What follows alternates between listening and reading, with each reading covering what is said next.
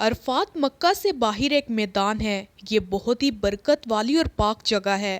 اللہ تعالیٰ نے اس جگہ کی قسم بھی کھائی ہے۔ حج کے دوران یہاں وقوف کرنا ضروری ہے۔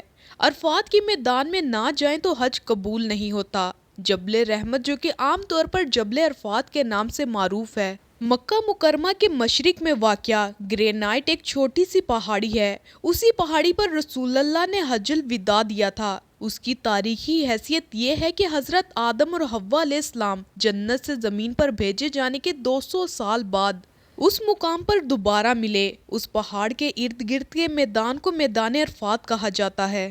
مقام عرفہ یا عرفات مکہ مکرمہ کے جنوب مشرق میں جبل رحمت کے دامن میں واقع ہے، جہاں وقوف عرفات جیسے حج کا بنیادی رکن ادا کیا جاتا ہے۔ یہ میدان مکہ سے تقریباً 16 کلومیٹر کے فاصلے پر ہے۔ میدان عرفات سال کے باقی دنوں میں غیر آباد رہتا ہے اور صرف ایک دن کے 8 سے 10 گھنٹوں کے لیے ایک عظیم الشان شہر بنتا ہے۔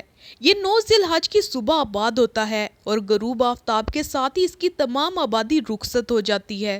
دور جہالت میں قریش نے حرم سے متعلق دیگر بدعات کے لیے مناسک حج سے وقوف عرفات کو بھی خارج کر دیا تھا۔ اسلام سے پہلے دیگر لوگ تو عرفات تک جاتے تھے، لیکن قریش مزدلفہ سے آگے نہیں بڑھتے تھے اور کہتے تھے کہ ہم اہل حرم ہیں، اس لیے حرم کی حدود سے باہر نہیں نکلیں گے۔ لیکن رسول اللہ نے حجۃ الوداع کے موقع پر ارشاد خداوندی کے تحت عام لوگوں کے ساتھ خود بھی عرفات تک گئے۔ جبل رحمت بھی یہیں پر ہے۔ یہ وہ مقام ہے جہاں بہت سے اولیاء کرام اور پیغمبر اسلام تشریف لائے تھے اور اللہ تعالیٰ کے حضور سر جھکایا تھا۔ حاجی یہی کوشش کرتے ہیں کہ اسی کے قریب ڈیرے ڈالیں۔ عرفات کے میدان میں ایک بہت بڑی اور خوبصورت مسجد ہے۔ اس مسجد کو مسجد نمرہ کہتے ہیں۔ میدان عرفات مکہ سے 13 میل دور مشرقی سمت میں طائف کے راستے پر واقع ہے۔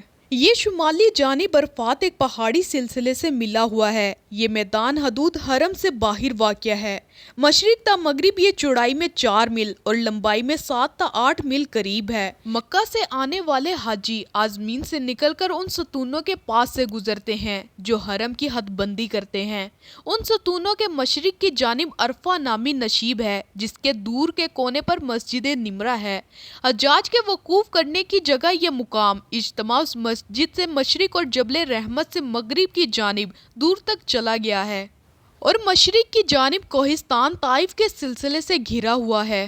میدان عرفات میں ہی حضرت آدم اور حوا علیہ السلام دونوں نے جنت میں اپنی غلطی پر پشیمانی کا اظہار کرتے ہوئے اللہ سے توبہ کی اور اللہ تبارک تعالیٰ نے انہیں معاف فرما دیا۔ دوران حج مسلمان ذی الحج کی 9ویں روز اسی پچھتاوے اور اللہ سے توبہ کی سنت کو ہر سال دہراتے ہوئے لاکھوں مسلمان حج کے موقع پر میدان عرفات میں جمع ہو کر دن بھر قیام کر کے اللہ کے حضور توبہ اور عبادت کرتے ہیں۔ یہ میدان 10 میل لمبا چوڑا ہے۔ لوگ منع سے بسوں اور لاریوں میں یہاں آتے ہیں۔ حج کے مہینے کی 9 تاریخ کو عرفات میں حاضری دینی ہوتی ہے۔ عرفات کے نام کی 3 توجیحات کی جاتی ہیں۔ اس کے 3 قریب ترین معنی پہچان کے ہیں اور 3 ہی مختلف روایات ملتی ہیں۔ جب حضرت آدم اور حوا علیہ السلام جنت سے زمین پر اتارے گئے تو وہ ایک دوسرے سے بچھڑ گئے تھے۔ حضرت آدم علیہ السلام کے بارے میں کہا جاتا ہے کہ وہ سری لنکا کی ایک پہاڑی سرن دیپ پر اترے تھے، جہاں ان کے قدموں کے نشانوں کی روایت بھی ملتی ہے، اور اماں حوا کو جدہ کے مقام پر اتارا گیا تھا جہاں ان کا مزار بھی ہے۔ حضرت آدم علیہ السلام روئے زمین پر خود کو تنہا محسوس کر رہے تھے، اس لیے وہ حوا کی تلاش میں نکل پڑے اور اسی عرفات کے میدان میں ان دونوں کی ملاقات ہو گئی۔ یہاں دونوں نے ایک دوسرے کو پہچان لیا تھا۔